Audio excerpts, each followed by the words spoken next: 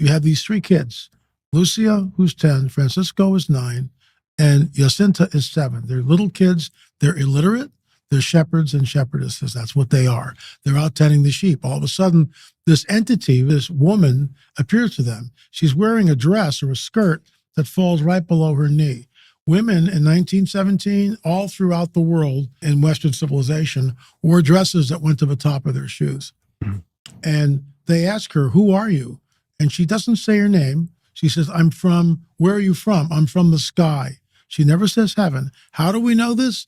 Because the parish priest, Father Fiera, had the witnesses, had the girls and everybody else who was involved. So he would question them and he would write the testimonies down. We have that. That's in the sanctuary at Fatima. And so they go back and they tell their parents, we saw this entity. And the parents say, well, who was it? They don't know. And the entity tells them, come on the 13th of every month. So May, June, there's people there in June waiting to see. Only the kids can see her. Lucia and Jacinta can see the apparition and hear her. Francisco can only see her. Why? Because the entity gave them something to eat and drink.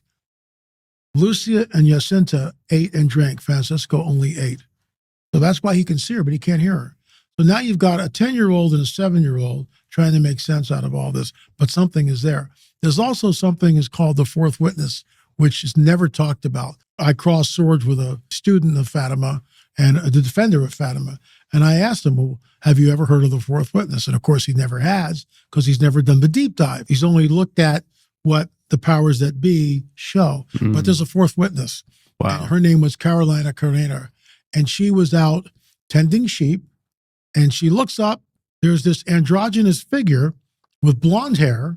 There's no blonde hair in Portugal, running at the base of this tree, same tree that the entity would then appear to Lucia, Francisco, and Jacinta. And the being begins to communicate telepathically with Carolina. And she's terrified. And she looks back at the sheep, and the sheep are all paralyzed. Where have I heard this before? Yeah. And then she looks back up at the tree, and this androgynous being is no longer at the base of a tree. Now it's floating on top of the tree. That's the same tree that the entity appears at 2 or 3 weeks later. Same tree. Carolina is never questioned. She goes into obscurity.